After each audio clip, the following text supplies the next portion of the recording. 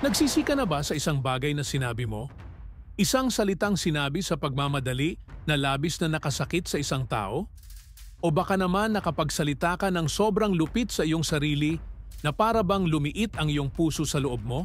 Ang lumalabas sa ating bibig ay may kapangyarihan. Kapangyarihang magtayo o magwasak. Kapangyarihang magpagaling o maglason. Alam ito ni Jesus. Kaya't nagbigay siya ng babala gamit ang mga salitang umuugong pa rin hanggang ngayon. Ngunit, tunay mo bang alam ang itinuro ni Jesus tungkol sa ating mga salita? Ngayong araw, tutuklasin natin ang malalim na mga turo ni Jesus tungkol sa kung ano ang dapat nating sabihin at kung ano ang hindi kailanman dapat lumabas sa ating bibig. Maaaring habang buhay nitong baguhin ang paraan ng iyong pagsasalita. Dahil kapag nagbago ang ating mga salita, nagbabago rin ang ating buhay. Maghanda kang tuklasin ang isang katotohanang marahil ay hindi mo pa naririnig kailanman. At sa pagtatapos ng video na ito, ikaw ay mahahamon na gamitin ang iyong bibig hindi bilang sandata, kundi bilang kasangkapan ng pagpapala. Ang mga salita ay mga binhi. Tuwing ibinubuka natin ang ating bibig, may itinatanim tayo sa puso ng iba o sa sarili natin. Alam ito ni Jesus nang sinabi niya, ang bibig ay nagsasalita ng kung ano ang laman ng puso. Ebanghelyo ni Lucas, Kabanata 6, talatang 45. Nangangahulugan ito na ang ating mga salita ay tuwirang salamin ng kung ano ang nananahan sa ating kalooban. Kung puno ng galit ang puso, lalabas ang magaspang na pananalita. Kung puno ng pananampalataya, mga salitang may buhay at pag-asa ang maihahasik.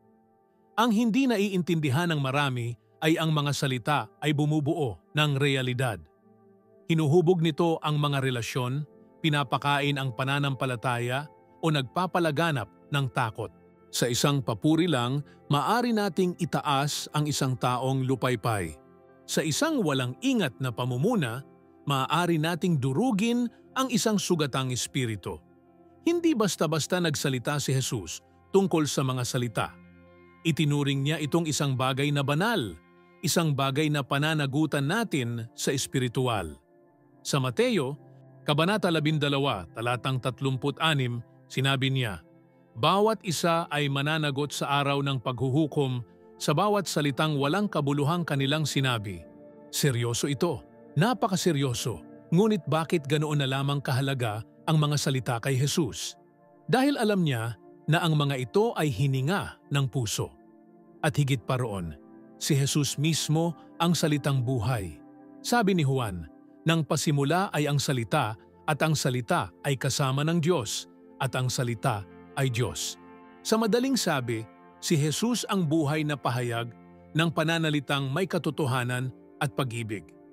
Kaya ang pagsunod sa kanyang mga turo tungkol sa paggamit ng ating pananalita ay hindi lang payo sa magandang komunikasyon, ito ay paanyaya tungo sa kabanalan. Ngayong nauunawaan na natin ang espiritual na pundasyong ito, lumipat tayo sa praktikal na mga turo ni Jesus. Maghanda ka sa isang listahan na hindi lang hahamon sa iyo, kundi magpapalaya rin. Bawat turo ay maghahayag ng kapangyarihang nakatago sa iyong bibig at kung paano nito kayang baguhin ang iyong buhay at ng mga taong nasa paligid mo. Unang turo ni Jesus, ang bibig ay nagsasalita ng kung ano ang laman ng puso. Lucas Kabanata 6, talatang 45. Isipin mo ang isang taong laging tila handang sumabog. Kahit kaunting hindi pagkakaintindihan ay nagiging isang pagsabog, sigawan, masasakit na salita, mga paratang na para bang ang pinakamaliit na spark ay kayang magsimula ng apoy. Ang mga taong kasama niya ay laging aligaga, parang naglalakad sa ibabaw ng mga itlog. Pero sa totoo lang, ang taong ito ay nagdurusa rin dahil hindi niya kayang kontrolin ang kanyang sinasabi. Siya mismo ay nabibigla sa agresyon na lumalabas sa kanyang mga labi. Pagkatapos ay dumarating ang pagsisisi, katahimikang puno ng tensyon at pagkakasala. Baka may kilala kang ganito. Baka ikaw mismo ay nakaramdam ng ganito. Hindi lang tinitingnan ni Jesus ang ating mga sinasabi. Mas lumalalim pa siya. Tinitingnan niya ang pinagmumulan at saka niya sinabi, ang bibig ay nagsasalita ng kung ano ang laman ng puso. Ang maikling pariralang ito ay naglalaman ng isang malalim na espiritual na pahayag. Ipinapakita nito sa atin na ang ating mga salita ay mga salamin na nagpapakita ng kung ano ang nananahan sa loob natin. Kung ang ating puso ay puno ng takot, ang ating mga salita ay nagiging mapagtanggol. Kung puno ng galit, ang ating mga salita ay nananakit. Kung puno ng kalungkutan, ang ating mga salita ay nagiging mabigat, kulay abo, mapait. Ngunit kung ang puso ay puno ng Espiritu ng Diyos, ang ating mga salita ay nagpapagaling, nagbibigay inspirasyon at nagpapalaya. Kaya ang hamon ay hindi lamang magsalita ng mas maganda. Hindi ito tungkol sa pag-uulit ng magagandang linya o sa pagpipilit ng banayad na tono. Isa lamang itong panlabas na pag-aayos. Ang tunay na hamon ay hayaan si Jesus na baguhin ang laman ng ating puso. Dahil doon lamang tunay na magbabago ang ating mga salita. Ito ay gaya ng isang bukal. Kung ang tubig ay marumi mula sa pinagmumulan, walang saysay ang paglilinis nito sa dulo ng agos. Ang solusyon ay bumalik sa pinanggagalingan at si Jesus ang eksperto sa paglilinis ng pinagmulan. Inaanyayahan niya tayo na tapat na suriin kung ano ang ating inilalagay sa ating puso. Kapaitan, pagmamataas, pagod, kakulangan. Kung gayon, ang una nating panalangin ay hindi, Panginoon, tulungan mo akong magsalita ng may pasensya, kundi, Panginoon, pagalingin mo ako sa loob. Punuin mo ako ng iyong pag-ibig, iyong kapayapaan, iyong espiritu. Dahil kapag ang puso ay gumaling, kusa nang sumusunod ang mga salita sa biyaya ng Diyos. At huwag mong isipin na ito ay isang malayong o imposibleng proseso. Araw-araw, maaari tayong pumili kung ano ang papapasukin natin sa ating puso. Maaari nating pakainin ang ating kaluluwa ng salita ng Diyos, ng pagpupuri, ng pasasalamat, ng katahimikan sa harap ng Ama. At habang lalo pang napupuno ang puso ng presensya ng Diyos, lalong nagiging kasangkapan ng buhay ang ating pananalita. Pag-isipan mo ito ngayon, ano ang pinapayagan mong pumasok sa iyong puso? Dahil kung ano ang naroon, iyon ang lalabas sa iyong bibig. At kapag ang bibig ay nagsasalita ng buhay, nagbabago ang kapaligiran, ang mga relasyon ay gumagaling, at ikaw ay nagiging kasangkapan kung saan nagsasalita ang Diyos. Ikalawang turo ni Jesus, mapapalad ang mga mapagpayapa. Mateo Kabanata 5, Talatang 9. Sa panahon ngayon, kung saan maraming tao ang nagsasalita upang umatake, patunayan, ang kanilang punto o manalo sa argumento, ang mga salita ni Jesus ay tila isang tahimik na revolusyon.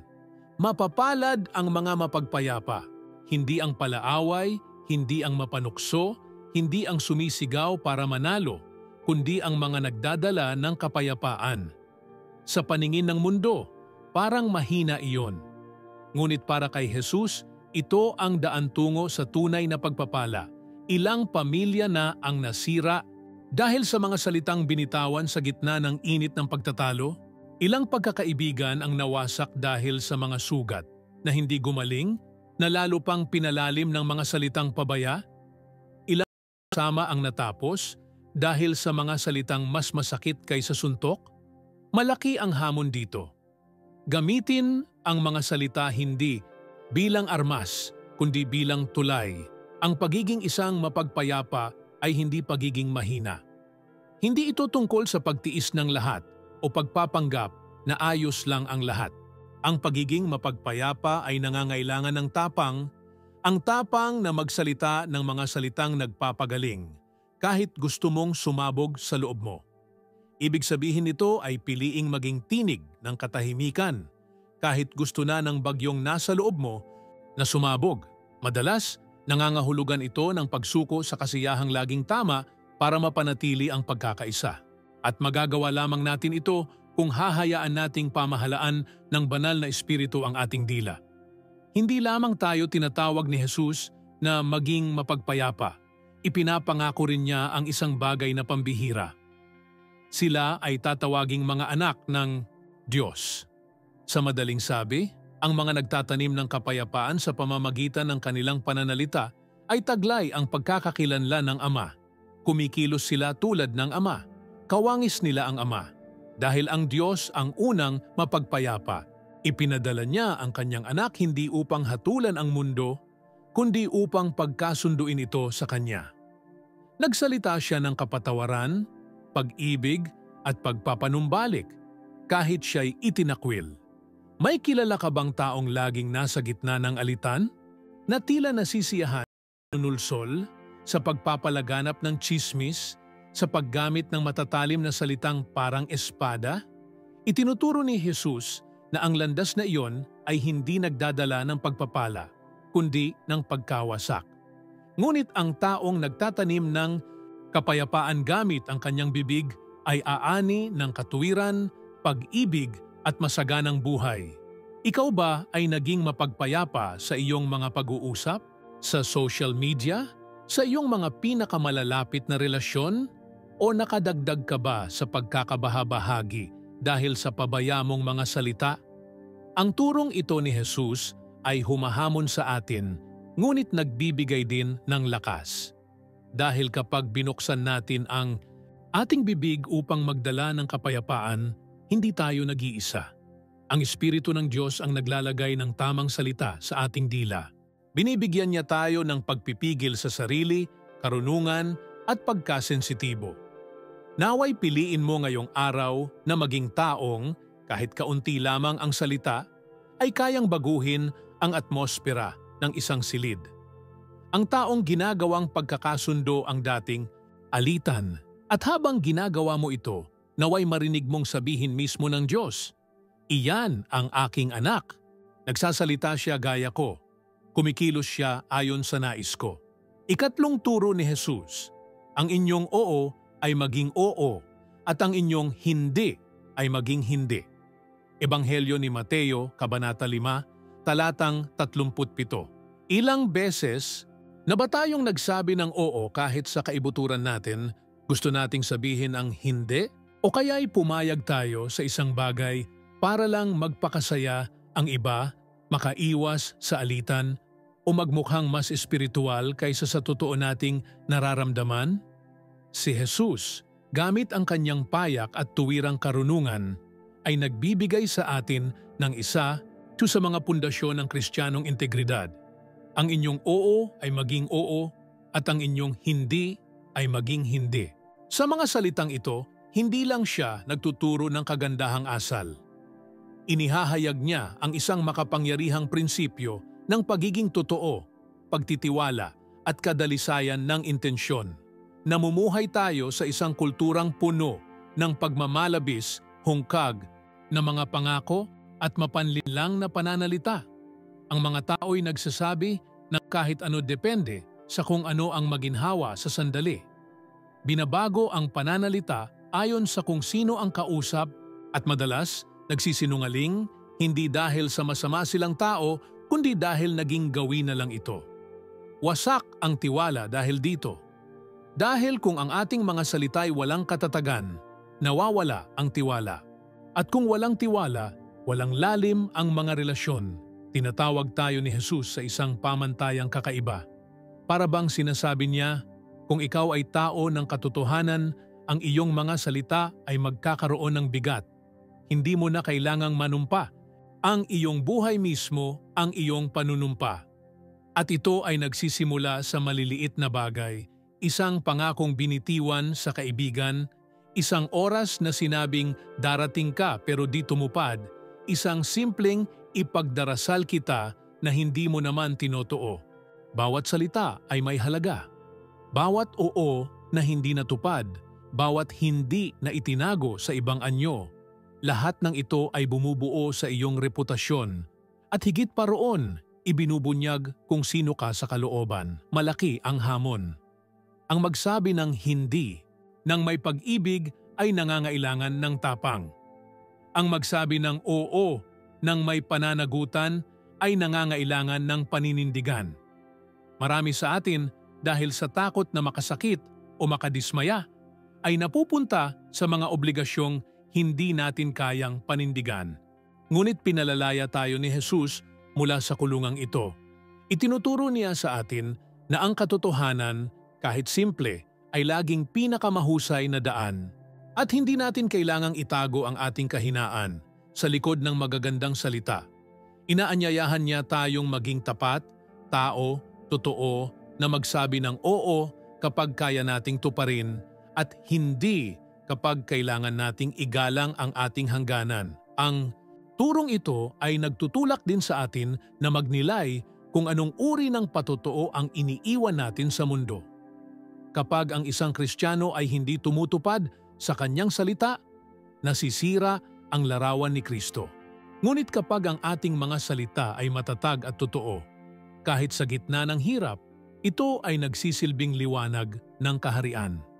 Ngayong araw, suriin mo ang iyong mga nagdaang araw.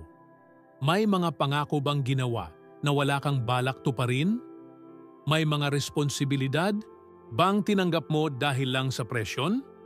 Panahon na para iayon ang iyong pananalita sa katotohanang nasa iyong puso. At hayaan si Jesus na baguhin ang pusong iyon kung kinakailangan. Dahil kapag ang ating mga salita ay taglay ang katotohanan, taglay din nila ang espiritual na kapangyarihan. At kay gandang isipin na sa tuwing maririnig ng tao ang ating oo o hindi, masasabi nila, mapagkakatiwalaan ko sila. Nagsasalita sila gaya ng tunay na tagasunod ni Jesus.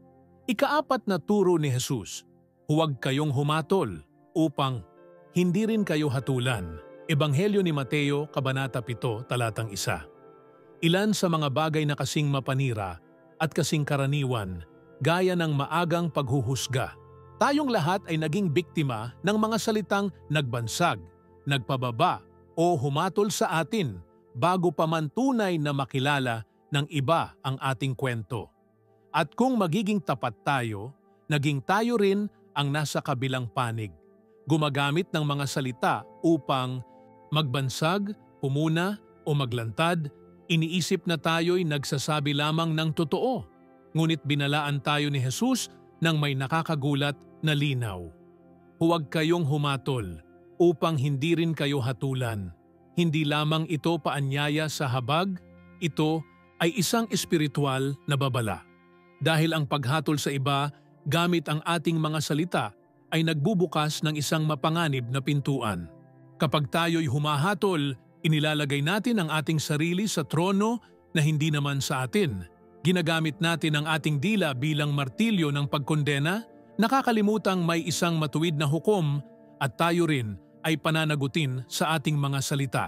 Sa pagpapatuloy ng turo, sinabi ni Jesus, sapagkat sa hatol na inyong ihahatol ay hahatulan kayo at sa panukat na inyong isinasukat ay susukatin sa inyo. Inaanyayahan tayo nito sa isang pag-uugali ng radikal na kababaang loob.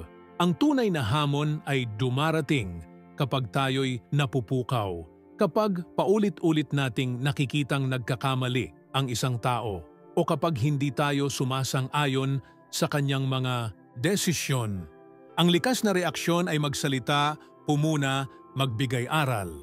Ngunit ipinapakita sa atin ni Jesus na kapag ginawa natin ito mula sa pagmamataas o paghamak, sinisira natin ang kapangyarihan ng mga salitang ipinagkatiwala niya sa atin. May malaking kaibahan sa pagitan ng pagkilatis at paghatol. Ang pagkilatis ay karunungan, ang paghatol ay pagkondena na binalot sa pagmamataas. Maraming alitan sa pamilya ang nagsimula sa mga salitang puno ng paghatol. Isang anak na hindi lumakad sa pananampalatayang inaasahan ng kanyang mga magulang ay nakarinig ng, "Ikaw ay ligaw na." Mga salitang marahil ay galing sa pagkadismaya, ngunit kumikilos bilang lason sa espiritu.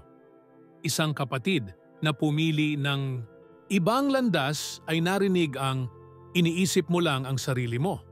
Ang mga label ay malupit dahil ito'y nagkukulong at kapag binigkas ng taong dapat magmahal, lalo itong masakit. Si Jesus, na siyang may kakayahang humatol ng may ganap na katarungan, ay pinili munang magmahal. Nakita niya ang kasalanan ngunit nagbigay ng daan pasulong. Tinukoy niya ang mali, ngunit itinuro rin ang lunas. Sa babaeng nahuling nangangalo niya, hindi niya sinabi, ayos lang iyan. Ngunit hindi rin niya siya hinatulan. Nagsalita siya ng may biyaya, humayo ka at huwag ka nang magkasala. Iyan ang tono na kailangan nating matutunan, katatagan na walang kabagsikan, katotohanan na may habag. Ngayong araw, ito ang paanyaya. Gamitin ang iyong mga salita, hindi upang tukuyin ang iba batay sa kanilang pagkakamali, kundi upang ipaalala sa kanila at maaarparan silang magbago, na may pag-asa, na may oras pa. Dahil kapag pinili mong magsalita ng pagpapanumbalik sa halip na paghatol, ikaw ay nagiging tinig ni Jesus sa isang tao. At sa huli, iyon ang tunay na mahalaga. Na ang mga salitang lumalabas sa ating bibig ay karapat-dapat sa pangalan na ating dala, ang pangalan ni Kristo. Ikalimang turo ni Jesus. Ang nagpaparumi sa tao ay hindi ang pumapasok sa bibig, kundi ang lumalabas mula rito. Ebanghelyo ni Mateo, Kabanata 15, talatang 11. Noong panahon ni Jesus, ang mga pinunong, panrelihiyon ay lubhang nababahala sa kung ano ang maaaring kainin at kung ano ang hindi. Mahigpit nilang sinusunod ang mga batas sa pagkain bilang tanda ng kabanalan. Ngunit minsan pa, binasag ni Jesus ang ganitong pananaw. Tiningnan niya ang lampas sa panlabas na anyo at itinuro ang mismong ugat ng problema.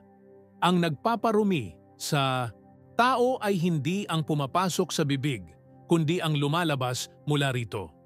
Sa pahayag na ito, ipinapakita niya sa atin na ang tunay na espiritual na kadalisayan ay hindi nasusukat sa mga ritual, kundi sa kung ano ang umaapaw mula sa ating puso sa pamamagitan ng ating pananalita. Isipin mo kung ilang beses nating nagagamit ang mga salita bilang sandata nang hindi natin namamalayan. Isang mapanuyang komento dito, isang puna na kunwaring payo doon, isang inosente lang na tsismis, at biglang ang paligid ay nagiging mabigat, nakakalason.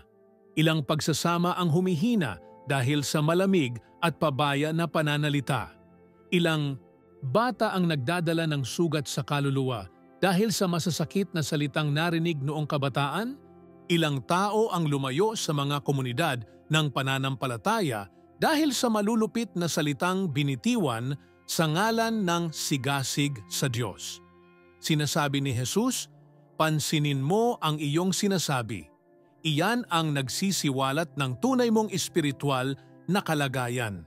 Malalim ang hamon na ito dahil maaari tayong magmukhang relihiyoso, kabisado ang mga talata, laging nasa simbahan, ngunit ginagamit pa rin ang ating dila upang magparumi, upang lasunin ang mga relasyon, upang polusyonan ang ating sariling kaluluwa. Ang bibig ay parang bintana. Inihahayag nito ang mga bagay na sumasama at sumisikip sa ating puso. At ang pagkalason na ito ay nagsisimula sa maliliit na paraan. Una, kawalan ng pasensya. Kasunod, pagrereklamo. Hanggang sa dumating ang pamumuna, paghamak, galit. At lahat ito ay lumalabas sa bibig, unti-unti. Mga salitang naglalabas lang ng sama ng loob, ngunit parang batong dumadagundong. Binalaan tayo ni Jesus dahil gusto niya tayong mamuhay ng malaya mula sa ganito. Hindi niya nais ang mga tagasunod na mukhang banal lang. Nais niya ng pusong malinis at mga bibig na bukal ng buhay. Ang mabuting balita, posible ang pagbabago. Kapag nagsimula tayong mapansin ang ating pananalita, iyon na ang unang hakbang. Ang pagkamalay sa sarili ang simula ng kagalingan. Pagkatapos, kailangang ilapit natin ang mga pattern na ito sa Diyos. Panginoon, linisin mo ang aking bibig. Ipakita mo sa akin kung anong mga salitang sinasabi ko na siyang nagpaparumi sa aking tahanan, sa aking trabaho, sa aking pananampalataya. At siya, gaya ng isang mapagmahal na ama, ay sisimulan ang pagpapagaling mula sa ugat. Hindi lang ang sinasabi natin sa iba ang iniintindi ni Jesus, pinakikinggan din niya ang mga sinasabi natin sa ating sarili. Mga salitang puno ng paghatol sa sarili, pagkakasala at kahihiyan. Nakakapagparumi rin iyon. Kailangan nating matutunang magsalita ng buhay sa ating sariling kaluluwa. Ipagpahayag ang mga pangako ng Diyos. Palitan ang hindi ko kaya ito ng lahat ng bagay aking magagawa sa pamamagitan niya na nagpapalakas sa akin. Dahil kapag ang bibig ay nalinis, ang puso ay nagsisimulang mamukadkad. At totoo rin ang kabaligtaran kapag pinayagan nating manahan si Kristo sa ating kalooban, ang ating mga salita ay kusa nang nagiging malinis, mahinahon at nagbibigay buhay. Naway piliin mong ngayong araw na maging isang taong hindi nagpaparumi, kundi nagpapadalisay sa pamamagitan ng pananalita. Nasaan man marinig ang iyong tinig, ang kapaligiran ay nagiging mas magaan, mas tapat, mas puspos ng presensya ng Diyos. Ika-6, naturo ni Jesus. Sinasabi ko sa inyo, ang bawat tao ay mananagot sa araw ng paghuhukom sa bawat salitang walang kabuluhang kanilang sinabi. Ebanghelyo ni Mateo, Kabanata 12, talatang 36. Isa ito sa mga pinakaseryosong pahayag ni Jesus at kasabay nito isa sa mga pinakamadalang alalahanin. Hindi lamang mutukoy sa malalaking kasalanan o mapanganib na pahayag. Gumamit siya ng isang salitang nakagugulat, walang kabuluhan. Kasama rito ang mga salitang nasabi ng hindi iniisip, ang mga hungkag na usapan, mga pahiwatig, malulupit na biro at mga patagong panunukso. Ang sinasabi ni Jesus ay ito, lahat ng ito ay mahalaga. Bawat isa ay ihaharap sa Diyos. Ang nagpapalalim sa bigat ng katotohanan ito ay ang kaibahan nito sa kung paano natin karaniwang tinitingnan ang ating pananalita sa araw-araw. Sa modernong kultura, ang pagiging madaldal ay parang tanda ng pagiging kawili-wili.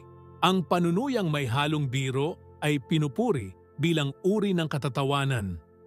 Ang pagsasalita ng walang preno ay tinatawag na pagiging totoo. At dahil dito, nawawala sa marami ang sensibilidad sa espiritual na bigat ng sinasabi nila.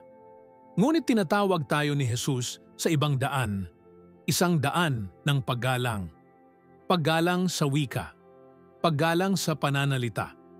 Paggalang dahil bawat salita ay may dalang buhay o kamatayan. Isipin mong ang lahat ng iyong sinasabi ay naitatala, hindi lamang ng tao, kundi ng langit. Bawat gawa ng kabutihang ipinahayag, bawat salitang nagbibigay lakas, ngunit pati na rin bawat tsismis, bawat kasinungalingan, bawat komento ng pagkainip. Hindi sinasabi ito ni Jesus upang tayo'y hatulan, kundi upang tayo'y balaan. Ang pananalita ay hindi walang saysay. Ito'y alinman sa nagtatayo o nagwawasak. At tayo ay mananagot sa bawat pasya nating salita. Ang hamon ay ang paglinang ng palagiang kamalayan. Bago magsalita, itanong mo sa sarili, nakapagpapatatag ba ito? Nakapagpapagaling ba ito? Inilalapit ba nito ang isang tao sa Diyos? Kung ang sagot ay hindi, marahil ay mas mabuting manahimik. At madalas, ang katahimikan ay isang uri ng pagsamba, may karunungan sa pananahimik. Sabi nga sa Kawikaan, kahit ang mangmang ay itinuturing na matalino kung siya'y tahimik. Ngunit itinutulak tayo ng mundo na laging tumugon, magkomento, magpahayag ng opinyon sa lahat ng bagay.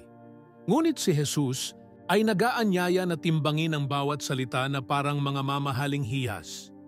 At dito makikita ang kagandahan ng Ebanghelyo. Hindi lang tayo binabalaan ni Jesus, binibigyan niya tayo ng kakayahan. Kapag nananahan sa atin ang banal na espiritu, siya ang nagsisimulang magsala ng ating mga salita.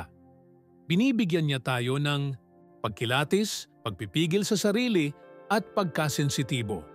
Pinaaalalahanan niya tayo sa mismong sandaling tayo'y magsasalita ng walang kabuluhan.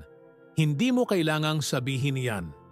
At kapag tayo'y sumunod, naiiwasan natin ang mga pinsalang espiritual na tanging langit lamang ang nakababatid. Huminto ka na ba para pag-isipan ang mga salitang sinabi mo ngayong araw? Ilan ang hungkag? Ilan ang naging binhi ng buhay? Hindi ito tungkol sa pamumuhay sa pagkakasala, kundi sa kamalayan. May alaala ang mga salita. Nananatili ito sa isipan ng mga nakarinig ng mas matagal kaysa inaakala natin. Naway alalahanin mo ngayon, ang iyong bibig ay isang altar. At ang inilalagay mo roon ay ihaharap balang araw sa harapan ng trono ng Diyos. Ikapitong turo ni Jesus, sapagkat mula sa loob, mula sa puso ng tao, ay lumalabas ang masasamang pag-iisip, imoralidad sa pakikipagtalik, pagnanakaw, pagpatay, pangangalunya, kasakiman, kasamaan, pandaraya, kalibugan, pagkainggit, paninirang puri, kayabangan at kahangalan. Ebanghelyo ni Marcos, Kabanata 7, talatang 21 at 22. Ang turong ito mula kay Jesus ay isa sa mga pinakamatitinding humaharap sa atin. Hindi siya tumutukoy sa mga nakikitang kilos, kundi sa mga nakatago. Itinatakda niya ang pinagmulan ng lahat, mula sa pinakamabigat na kasalanan hanggang sa pinakanakamandag na salita sa loob ng puso. At ang pinakanakagugulat ay sa gitna ng matitinding gawa tulad ng pagpatay at pangangalunya, isinama niya ang isang bagay na madalas nating ituring na normal, paninirang puri. Ang pagsasalita ng masama tungkol sa isang tao, ang pagpapalaganap ng kasinungalingan o kahit ang pagbaluktot ng katotohanan galing din sa puso. At ito'y nagpaparumi sa lahat. Ang hamon ng turong ito ay hindi na tayo pinapayagang magtago sa likod ng mga palusot. Hindi na natin maaaring sabihin, komento lang yon, hindi ko intensyong makasakit, o ganyan namang magsalita ang lahat. Ang sinasabi ni Jesus ay ito, ang bibig ay ibinubuhos lang ang nasa loob na. Ang malupit na salita, ang bastos na biro, ang mapanirang puna, hindi ito simpleng pagkakamali sa pakikipagkomunikasyon. Ito'y mga bukas na bintana ng kung ano ang bumubulok sa kaluluwa. At kung nais nating baguhin ang ating pananalita, dapat nating tugunan ang pinagmumulan. Namumuhay tayo sa isang lipunang ginawang normal ang tsismis at paninirang puri. Ang pagsira sa iba ay naging pang-araw-araw na gawi sa simpleng usapan, sa pagtitipon ng pamilya, sa social media. At madalas, nangyayari pa ito sa mga taong nagsasabing tagasunod sila ni Kristo. Pinag-uusapan natin ang mga kapatid sa pananampalataya, ang mga lider, ang mga kapitbahay, ang mga kamag-anak na parabang walang magiging bunga. Ngunit meron. Dahil bawat salitang sumisira sa reputasyon ng isang tao ay unti-unting sumisira rin sa ating ugnayan sa Diyos. Ang paninirang puri, ayon kay Jesus, ay hindi simpleng kasalanang panlipunan.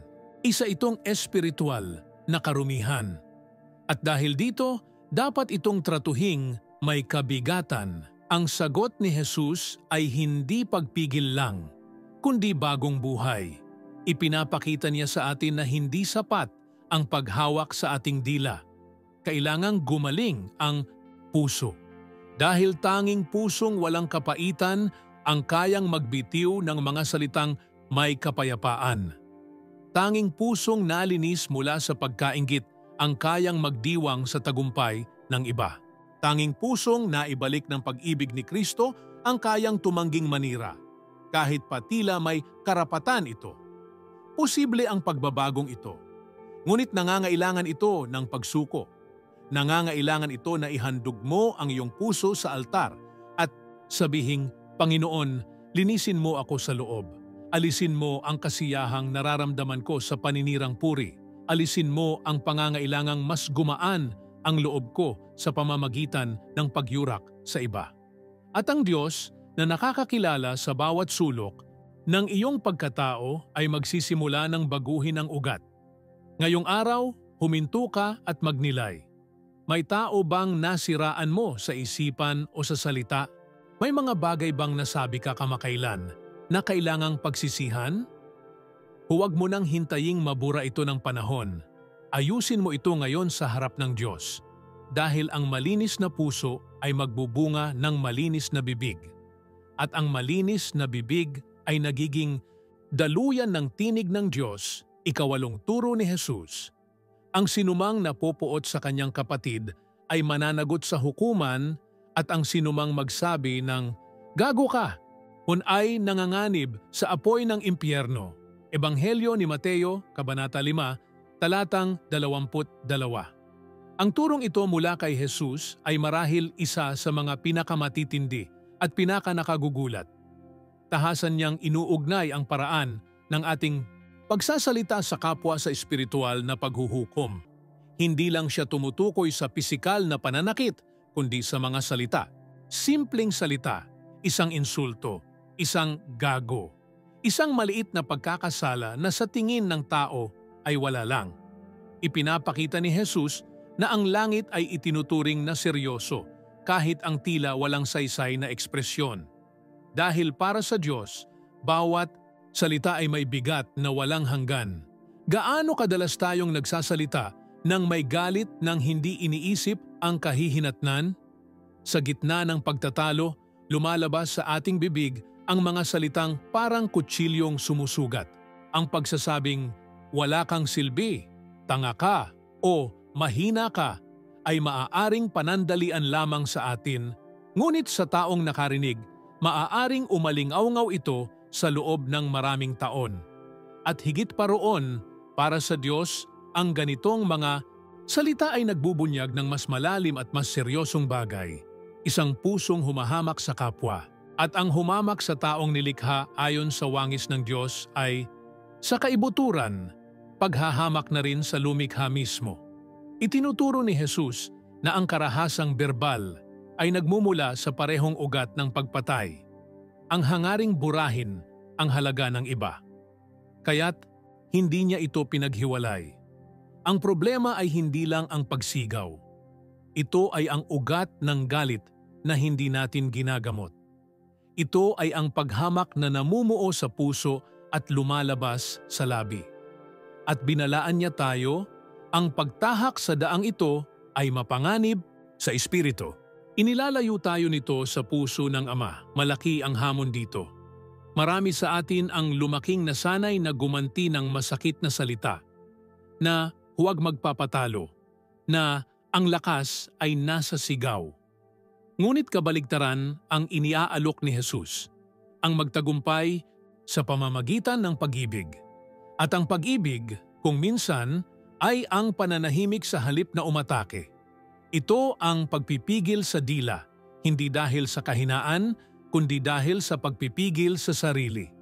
Ito ang pagkaunawa na hindi natin kailangang sagutin ang lahat. Kailangan nating tumugon gaya ni Kristo. At paano tumugon si Kristo? Nang siya'y ininsulto, hindi siya gumanti ng insulto. Nang siya'y pinahiya, hindi siya nagpahiya. Nang siya'y siniraan, nanatili siyang matatag sa pag-ibig.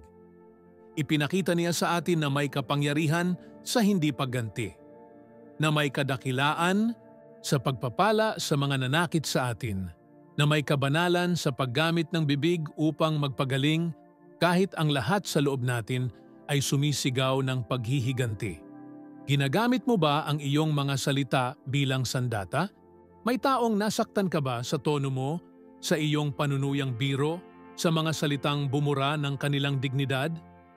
Tinutawag ka ni Jesus ngayon upang magsisi, upang hanapin ang pakikipagkasundo, upang matutunan mula sa Kanya ang sining ng pagtugon ng may kahinahunan. Tandaan mo, ang mga salita ay hindi basta nawawala, naguugat ang mga ito.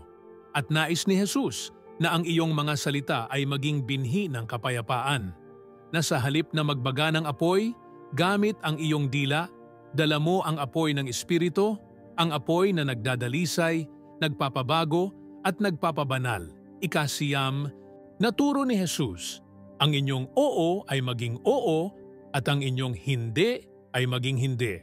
Anumang higit pa rito ay mula sa masama. Ebanghelyo ni Mateo, Kabanata 5, talatang 37. Maaaring mukhang pag-uulit lamang ito ng nakita na natin kanina, ngunit binibigyang diin ni Jesus ito ngayon ng may mas mabigat na bigkas. Ipinapahayag niya na anumang lagpas sa payak na oo o hindi ay nagmumula sa masama. Hindi lang ito tungkol sa katapatan.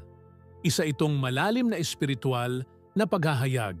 Kapag ginagamit natin ang mga salita upang manipulahin, baluktutin o itago ang katotohanan, unti-unti tayong lumalayo sa likas na pagkatao ng Diyos at lumalapit sa impluensya ng kaaway. Namumuhay tayo sa panahong ang pagmamalabis ay naging normal na.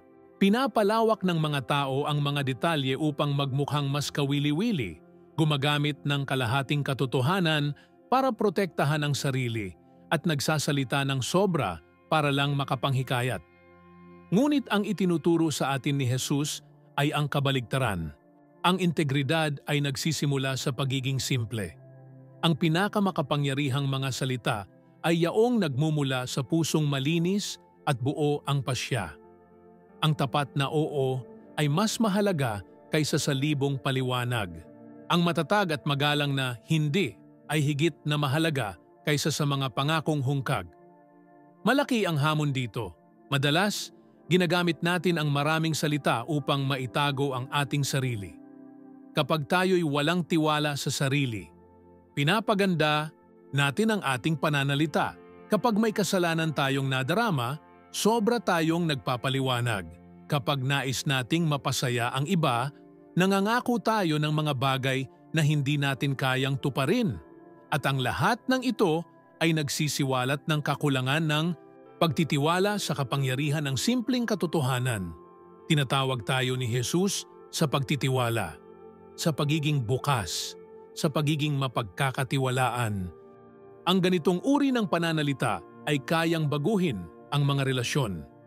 Sa mundong puno ng mga nabasag na pangako, ang mga nagsasalita ng may linaw at katatagan ay namumukod tangi.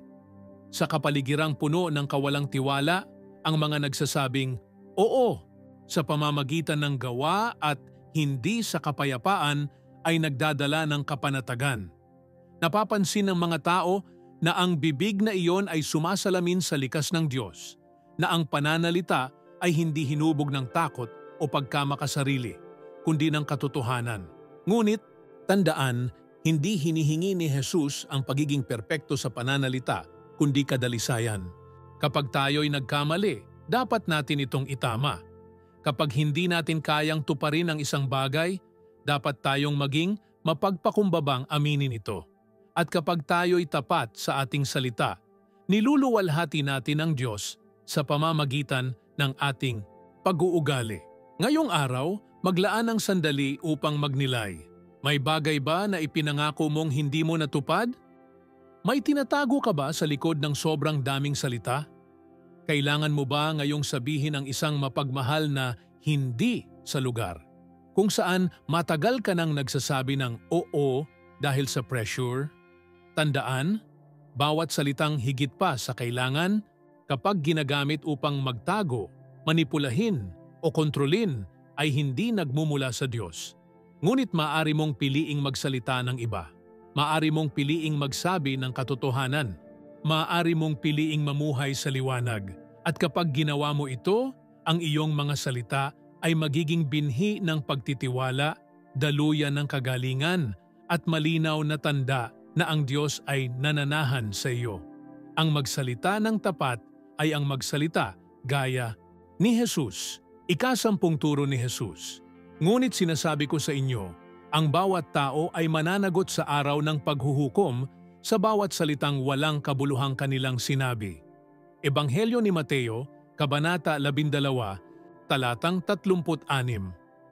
Isinasara ni Jesus ang siklong ito ng mga turo sa pamamagitan ng isang babala na umaalingaw-ngaw na parang kampana ng budhi. Bawat salitang walang kabuluhan ay pananagutan.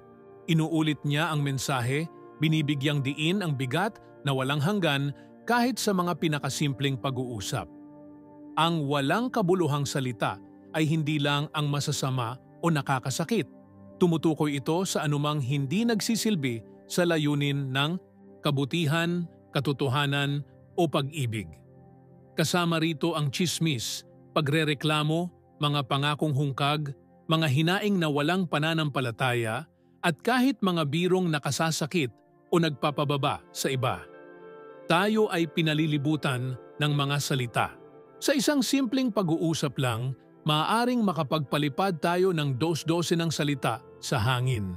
Sa social media, isinusulat natin ang iniisip natin, ang nararamdaman natin, ang nais nating patunayan ng walang pagninilay. Ngunit tinatawag tayo ni Jesus sa isang mas mataas na antas ng pagbabantay. Nais niya tayong maging mga katiwala ng ating pananalita. Dahil kapag ang mga salita ay ginagamit ng walang kamalayan, maaari itong maging mga di nakikitang sandata ng pagkasira. Ang hamon dito ay ang kababawan, ang pakiramdam na ang mga salita ay walang saysay. Na maaari nating sabihin ang kahit ano, biru-biruan lang, naglalabas lang ng saloobin, nagsasabi lang ng totoo. Ngunit hindi ganyan ang tingin ni Jesus. Para sa kanya, bawat salita ay espiritual na binhi. Ang ilan ay sisibol tungo sa buhay. Ang iba, sa kasamaang palad, ay tungo sa pagkawasak. At sa huli, may pananagutan. Hindi bilang pananakot, kundi bilang patunay kung gaano pinahahalagahan ng Diyos ang bawat detalye ng lumalabas sa ating bibig. Ang mabuting balita ay ito. Kahit sa antas ng ganitong kahigpitan, nag-aalok si Jesus ng biyaya. Kapag kinilala nating tayo'y nakapagsalita ng sobra, ng masakit o ng walang direksyon, pinatatawad niya tayo. Nililinis niya tayo. At higit pa roon, tinuturuan niya tayong gamitin ang ating bibig ng may karunungan. Ang banal na espiritu ay maaaring kumilos bilang banayad na preno sa puso na nagpapaalala, hindi kailangan ang salitang iyan, hindi nagbibigay papuri ang pangungusap na iyan, hindi nakapagpapatatag ang komentong iyan. At kapag tayo'y sumunod, nararanasan natin ang bunga ng banal na katahimikan, ang uri ng katahimikang nagpoprotekta, nagpapagaling at nagbibigay galang sa presensya ng Diyos sa atin. Naisip mo na ba ang epekto ng iyong mga salita sa ibang tao? Ilang beses nang may lumayo, nasaktan o nasugatan dahil sa isang bagay na sinabi mong hindi pinag-isipan? Ngunit ilang beses na rin bang may nabagong araw dahil sa isang simpleng salitang may paghihikayat? Hindi kailanman neutral ang mga salita. At nais ni Jesus na bawat isa sa atin ay magsalita ng may layunin, may pag-ibig at may pananampalataya. Ngayong araw, ito ang huling paanyaya. Italaga mo ang iyong bibig sa Diyos. Hilingin mong linisin niya ang bawat salita. Mula sa araw na ito, naway ang iyong pananalita ay maging daluyan ng pagpapala, hindi ng pagkawasak. Naway piliin mong patahimikin ang walang silbi upang masabi mo lamang ang mga salitang may halagang walang hanggan. Dahil kapag ang bibig ay ginagabayan ng langit, ang lupa ay nababago.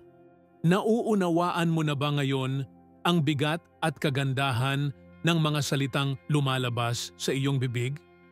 Hindi ibinigay ni Jesus ang mga turong ito upang punuin tayo ng guilt, kundi upang palayain tayo mula sa mga bagay na unti-unting naglason sa loob natin at naglalayo sa atin sa iba. Bawat salitang iyong binibigkas ay may patutunguhan. Ito'y nagpapagaling o nananakit, naglalapit sa Diyos o nagpapalayo sa Kanya. Ngunit ang mabuting balita ay ito. Simula ngayon, maaari mong piliing magsalita ng iba. Maaari mong ipasyang. Ang iyong bibig ay magiging kasangkapan ng kapayapaan, pananampalataya at katotohanan. Tinutawag ka ni Jesus sa isang bagong antas ng espiritual na kamalayan. Nais niyang baguhin ang iyong puso at bilang bunga nito ang iyong pananalita. Mula ngayon, naway ang iyong mga salita ay magpataas sa mga pagod, magpagaling sa mga sugatan, at magdala ng presensya ng Diyos sa mga lugar na dati puno lang ng ingay. At ngayon, nais kong ipanalangin ang isang pagpapala sa iyong buhay. Naway manahan ng malalim sa iyo ang banal na Espiritu, punuin ang iyong puso ng bunga ng Espiritu, pag-ibig, kagalakan, kapayapaan, pagtitiyaga, kabaitan, katapatan, kahinahunan at pagpipigil sa sarili. Naway ang lahat ng ito ay umapaw mula sa iyong bibig. Saan ka man magsalita, naway mahayag doon ang langit. Naway ang iyong oo ay maging totoo at ang iyong hindi ay maging matatag. Naway ang iyong tinig ay magsalamin sa tinig ng Ama, sa pangalan ni Jesus. Amen.